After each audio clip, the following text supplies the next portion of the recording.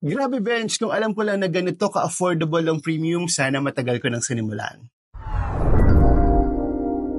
Yan mismo ang sabi ng isa sa mga clients ko. Matagal na daw niyang gustong kumuha ng life insurance plan, pero nagdadalawang isip kasi akala niya mahal.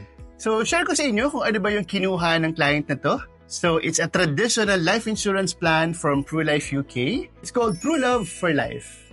So, si client, covered siya ng 600,000 pesos for life or hanggang age 100, and ang monthly premium lang niya is 1,352 pesos for 20 years. Kung consistent si client na mag-save for 20 years, ang total lang na babayaran niya is 352,559.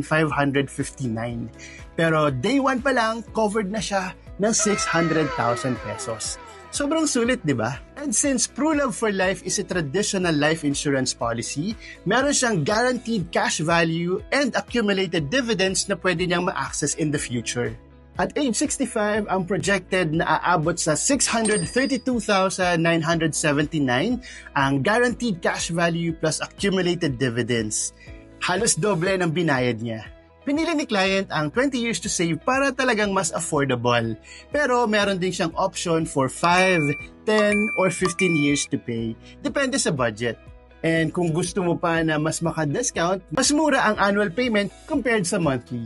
Pero okay na okay din ang monthly kung yun talaga ang pasok sa budget. Minsan, akala natin mahal magpa-insure. Pero ang totoo, baka hindi mo pa lang talaga nakita ang tamang life insurance plan para sa'yo. If you want to receive a customized proposal based on your budget, just comment "Love for Life" and I'll personally reach out to you.